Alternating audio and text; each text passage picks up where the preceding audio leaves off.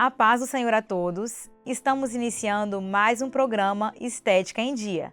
Você pode nos acompanhar sempre no canal 126 da TV RO da Embratel e no canal 85 da Sky Livre.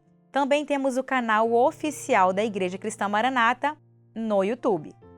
O assunto de hoje é um tema que envolve questões muito além da estética. Hoje iremos falar sobre os hormônios que interferem no emagrecimento. E para falar sobre esse assunto, trouxemos a doutora Rebeca, que é nutricionista, farmacêutica, bioquímica e doutora em fisiologia humana. Ela irá nos esclarecer sobre esse assunto tão importante. A paz do Senhor Jesus, Rebeca. A paz do Senhor Jesus, Micaela.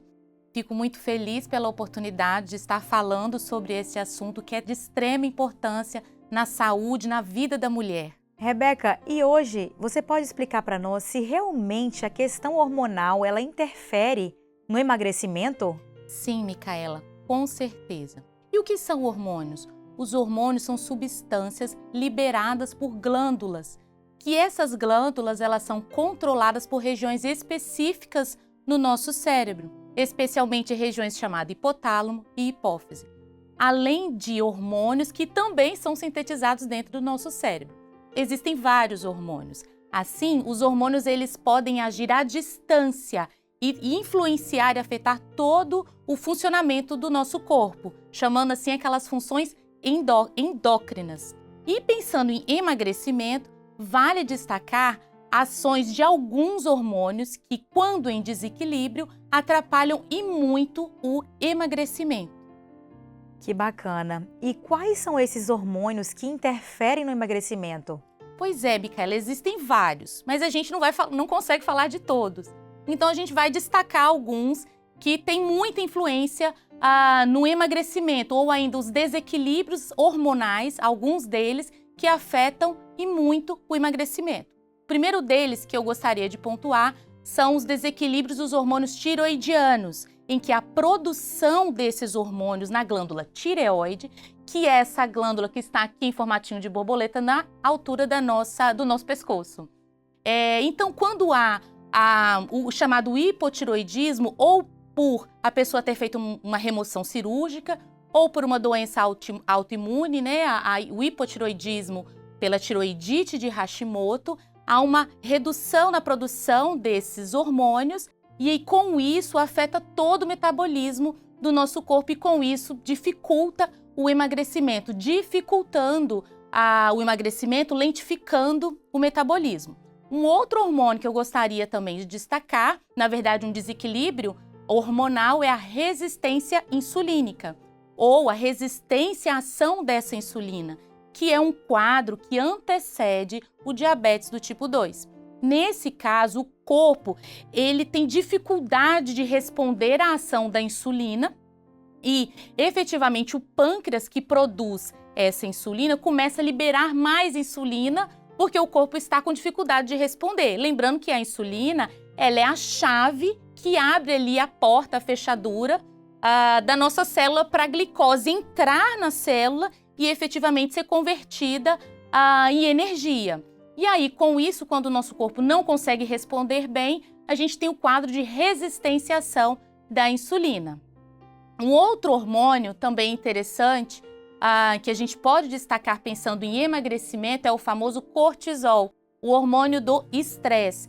Ele é importante, sim, vital para a nossa saúde, com flutuações ao longo do dia, mas se esse cortisol estiver aumentado ao longo de semanas e meses, e a pessoa vivendo sobre estresse, um estresse que a gente fala estresse crônico, seja trabalho ou qualquer que seja, esse hormônio, quando alterado, ele dificulta o emagrecimento, porque ele dá um estímulo para o nosso corpo a produzir glicose, a fazer acúmulo de gordura na região abdominal, ainda favorece, dificulta, vamos dizer assim, a questão da massa muscular, então a perda de massa muscular e vários outros problemas aí que podem vir decorrentes do desequilíbrio do cortisol, inclusive afetar o equilíbrio de outros hormônios. Que interessante, né, doutora Rebeca? Muito. E sobre os hormônios femininos, eles realmente interferem no emagrecimento? Como que fica essa questão? Porque nós, né, mulheres, passamos por algumas fases hormonais na nossa vida, né? Puberdade, gestação, menopausa, climatério. Essas fases, elas interferem nesse emagrecimento? Sim, com certeza. Mas, na verdade, não é uma alteração. A gente pode colocar como um desequilíbrio fisiológico ao longo da vida da mulher. Ocorre ao longo da vida, né? Todo mundo já sabe. Então, assim, a partir de aproximadamente aí 40 anos de idade, começa a haver algumas flutuações hormonais, que aí vão caracterizar aquela fase, a transição chamada climatério, que antecede a menopausa. Então, é uma fase, assim, de sinalização, uma transição, vamos dizer assim, da fase fértil da mulher até chegar à menopausa. E aí, com isso, sofremos, né, de maior dificuldade de perda de peso, dentre diversos outros sintomas, né? O acúmulo de gordura também mais na região abdominal, mas assim, o assunto sobre climatério e menopausa é bem complexo, bem longo. Realmente, doutora Rebeca, e esse é um assunto muito importante que podemos deixar para falar em um outro momento. É válido até um programa só com esse tema, não é mesmo? Verdade. Como saber se temos alterações hormonais no corpo? O nosso corpo, ele dá algum sinal de que eu tenho alguma alteração hormonal? Sim, com certeza. Antes de termos até uma doença instalada, diagnosticada, muito antes disso, o nosso corpo dá sinais de desequilíbrios, de que algo está errado. Então, vem acompanhado aí de vários sinais e sintomas. Dentro aí daquela questão que nós estamos falando desses hormônios, por exemplo, o hipotiroidismo, quando não está controlado, e muitas vezes a pessoa está fazendo uso de hormônio, ela ainda sente sonolência, cansaço, fadiga, dificuldade de perda de peso, unhas fracas, unhas quebradiças, às vezes uma ansiedade exacerbada e dentre vários outros sintomas.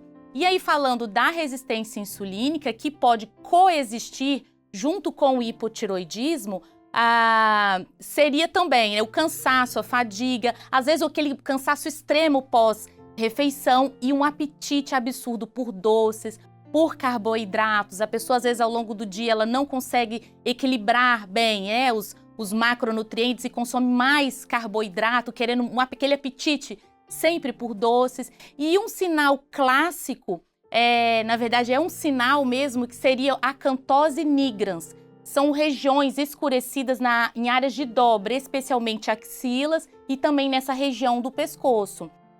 É um sinal também de resistência insulínica. Não quer dizer que só as pessoas que teriam esse sinal têm resistência insulínica. A gente pega no consultório, né, pacientes que têm resistência insulínica e não necessariamente teriam aí esse sintoma, mas se ele existe, já é um sinal de alerta para procurar ajuda. Bom, e o cortisol alto, né? O hormônio do estresse, bem conhecido, sendo de estresse, né? Se a pessoa anda muito estressada, existe a questão do sedentarismo, não faz atividade física, aquele só o trabalho chamado aí no inglês workaholic, muito estressado, ou algum estresse mesmo que seja em outros pontos que não seja a questão do trabalho, a mente muito acelerada, né, a sobrecarga mental. Muitas vezes a pessoa vai ter alguns lapsos de memória, se sente muito ansiosa, taquicardia, às vezes dificuldade de pegar no sono, não ter momentos de lazer, de relaxamento. Tudo isso pode ser indícios aí de um cortisol em desequilíbrio, né? Então essa ansiedade, problemas da nossa vida aí podem muito favorecer o desequilíbrio de cortisol. E até nós, que cremos no Senhor, temos alguns momentos que esquecemos de descansar nele. Em Isaías, no capítulo 26, versículo 3, a palavra fala: Tu conservarás em paz aquele cuja mente está firme em ti, porque ele confia em ti. Precisamos aprender a descansar os nossos problemas e anseios do coração, pois estes também afetam o nosso corpo físico e a saúde da nossa mente. Como tratamos esses desequilíbrios hormonais, existe algum tratamento que a gente pode fazer para melhorar essa condição? Sim, então assim, a primeira coisa, identificando sinais, né? Acho que eu estou com algum desequilíbrio hormonal, você precisa procurar um médico, geralmente o endocrinologista e também o nutrólogo. Então, para avaliar se existe uma necessidade de uma reposição hormonal ou até algum medicamento auxiliar, por exemplo, na questão da resistência insulínica. Então, primeiro buscar essas especialidades médicas, né? Mas não é só isso. A nutrição e a mudança no estilo de vida, elas fazem parte, vou dizer que é mandatório, fazem parte desse tratamento. Então, assim, primeira coisa, pensando em estilo de vida, se mexer. Tem que fazer atividade física, pelo menos 3, 4 vezes na semana. Sair do sedentarismo, praticar atividade física, especialmente pela manhã, para controlar, regular este cortisol, a atividade e a exposição solar, né? Fazer essa atividade em um meio externo, também favorece muito o equilíbrio do cortisol. Eu falo que também existem algumas dicas que a gente dá para o paciente no consultório para regular esse cortisol ao despertar, abrir a cortina, ter contato com a luz solar. Isso dá comandos para o nosso cérebro, indicando o ciclo sono-vigília, dizendo que é dia e que é hora de aumentar o cortisol, de ter energia, de ter disposição e não ficar naquela escuridão no quarto, né? Tudo fechado, mexendo em celular, isso é péssimo para regulação de cortisol e também de ciclo circadiano. Então, primeiro, fazer atividade física, né? Se manter ativo. E ainda tem a questão da alimentação, né? Que aí essa questão alimentar, ela realmente interfere também? Com certeza. Então, para equilíbrio hormonal, estilo de vida e alimentação é de suma importância. Então, vamos lá. Pensando em alimentação, reduzir o básico, né, gente? O básico. Reduzir o consumo de açúcar, doces, refrigerante, fritura, alimentos ultraprocessados, embutidos, como presunto, linguiça, todos aqueles embutidos processados. Um outro ponto também que eu chamo a atenção é o excesso no consumo de farináceos. O que seria isso? De alimentos com muita farinha branca, tipo pães, bolo, macarrão, biscoitinho. Às vezes a pessoa passa o dia inteiro só comendo isso e continua com fome, come cada vez mais aquilo e não tem uma saciedade. E ter o quê? Se alimentar de quê? Comida de verdade. O que é comida de verdade? É o alimento na forma que veio da natureza, na forma que Deus deu, porque ali ele vai ter o carboidrato para ter energia, mas vai ter fibra para saciedade, para controle de glicose, para saúde intestinal, que aqui também não falamos de saúde intestinal, mas é de suma importância para emagrecimento. Então, assim, já pensar nesses carboidratos saudáveis, vamos dizer assim, também lembrar das gorduras boas, reduzir, né, as saturadas, mas as gorduras boas. Quais são as gorduras boas? Um abacate, azeite, castanhas, sementes que agregam valor nutricional, ajudam muito a equilibrar o cortisol e também todos os outros hormônios. Importante também, né, que é aquele que a gente sempre fala, incluir vegetais, frutas coloridas, as 5 cores no prato, e especialmente no café da manhã, que às vezes a gente vê um café da manhã ali de uma cor só, monocromático, só amarelo. Então ter ali frutas coloridas que vai garantir nutrientes, compostos ali ativos de frutas que vão garantir mais valor nutricional e auxiliar também no equilíbrio hormonal e no emagrecimento. E por fim, a consulta nutricional ela é importante e interessante porque ali vai ser o profissional que vai avaliar a composição dessa alimentação ao longo do dia e vai fazer também a detecção de alguma carência, deficiência nutricional e necessário fazer a suplementação, os ajustes nutricionais que porventura sejam necessários.